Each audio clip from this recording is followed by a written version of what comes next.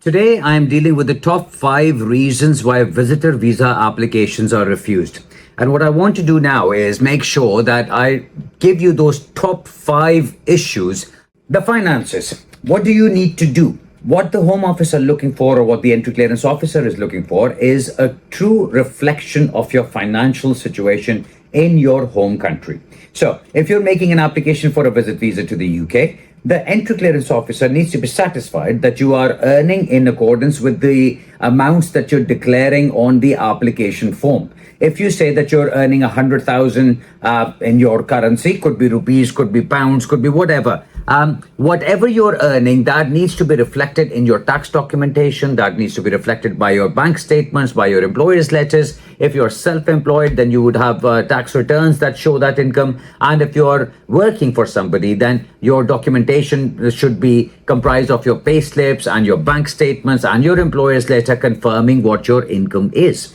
Now, one of the biggest mistakes people make is they go and deposit large sums of money in the account. The idea is, and this is a very outdated idea, that the more your bank balance is, the bigger your bank balance is, the more chances of success you have. I'm sorry, that is completely cuckoo and completely nuts. Because what the Home Office want to see is, what do you earn, what your expenditures are, and when you put the two side by side, what is your disposable income? So if you're earning whatever currency you're in, let's say you're earning 1,000 and you're expending out of that 800, and then that leaves 200 with you as disposable income, that disposable amount can go on accumulating in a bank statement, in a savings account, and then you can say, well, this 50,000 now has been accumulated over X number of months or years, and this is why I have this money. Now, if you have a large chunk coming in, sometimes you have agricultural income coming in, sometimes you have some profits coming in, sometimes you have interest payments coming in, sometimes you have rentals coming in, whatever it may be, that needs to be reflected in your bank statements and given in the application form as clear income sources. Once you have done that, then you will be able to rely on that income. The main difficulty with that comes in where people are not paying taxes. In a lot of countries that I deal with, people say, well, as you know, in our country, taxation is not really that much of a big deal. I don't really pay that much tax. Yesterday, I was talking to somebody for a visit visa application, and they said that the applicant works from home, gets cash payments in, has never declared any taxes or any income to be taxed on it, and therefore they have a financial capacity, but they're not able to provide any evidence of that. So I told them to go back and spend the next 6 months making sure that their documentation is in order as I told them to put it, and then come back to me 6 months later so that we will have 6 months bank statements and documentation with invoices showing that this self-employed person is providing services and those services are yielding this kind of income. Then I also told them to make sure that they are registered with the tax authorities and that they submit a tax return and that their accountant gives them a management accounts spreadsheet of some kind. So as you can see, this is just one example of one particular scenario where I've given some sort of instructions to go and get the documentation right. And once they have that in place, they would be able to submit a successful application. Of course, there are a number of other factors that need to be looked at, but this is just one factor I'm talking about. Second point, let's move on to that. That is the ties with your country.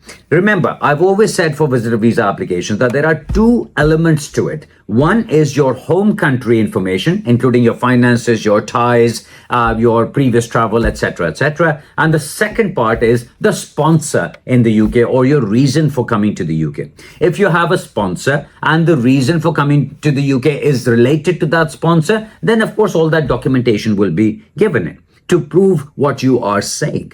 If you don't have a sponsor, there's nothing wrong with simply saying, well, I want to go see the Big Ben and I want to go see the Tower Bridge or the London Bridge and I want to be a tourist and this is the hotel that I'm going to be staying in. These are my dates that I'm going and these are my confirmation details for a booking at the hotel. And these are the funds that I have available. If you have that, that would very easily take care of the requirement of a sponsor that some people think is a must. It is not a must, depending upon obviously what your reasons are. I'm just talking about general immigration principles that relate to general visitor rules. Okay, so the ties, what do they want to see? They want to see that you have something back in your country that you would return to, that you would go back for. So if you have a wife and children there, and children are under 18 and they're going to school, and you just want to come to the UK to visit a brother or a family member, then you can provide all your financial documentation, and as your ties, you will be able to give details of your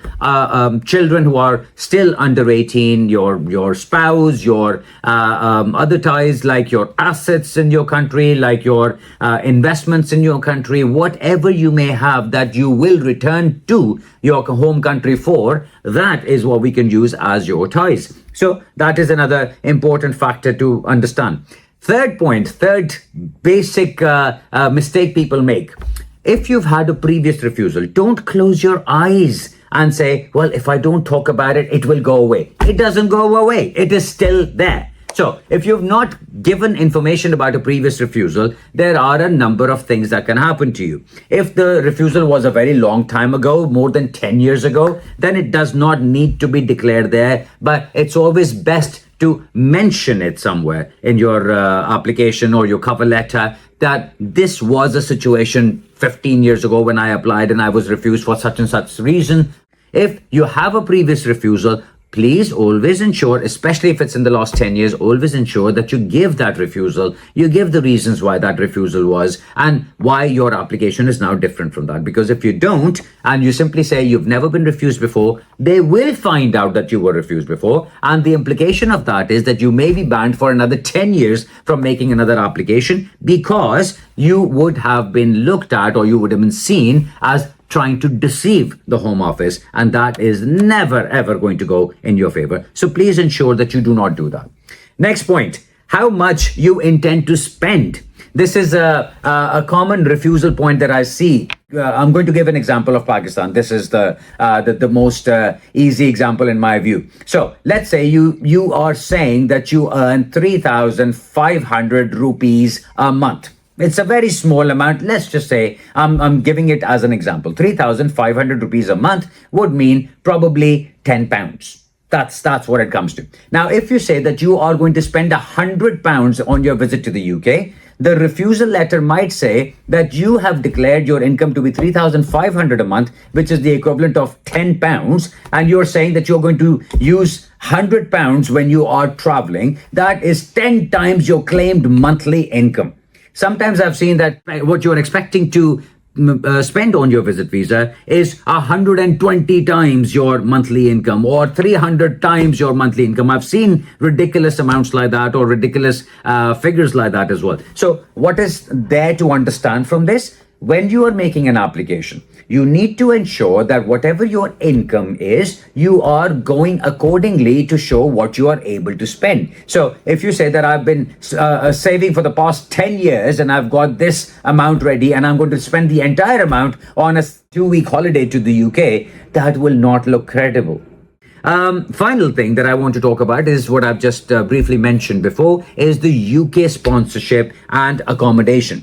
A lot of people feel that they must give a sponsor when they are making a visit application. Oh, you must give documentation relating to somebody who's in the UK who is inviting you, because unless you are invited, you cannot go. Absolutely wrong. When you're a general visitor, you are able to come for general visiting purposes as well. But if you have family here that you wish to visit, nothing wrong with giving their details. Then the sponsor's documentation will show that they have suitable accommodation, which is not going to be statutorily overcrowded if you are living or if you are staying for a short time over there as well.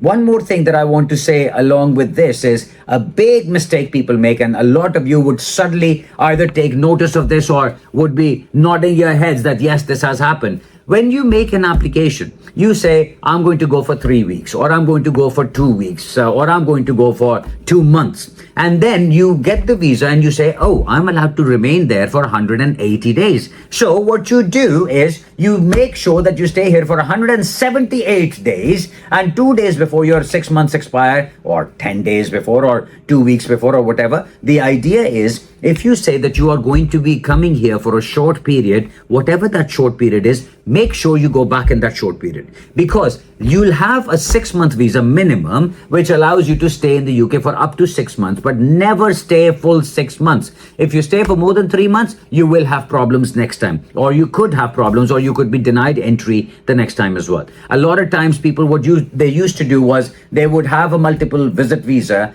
for 5 years, and they would come here, stay for almost 6 months, then make an exit, go somewhere to France or Germany or something like that, and then come back 3 days later, and the 6 months would start again.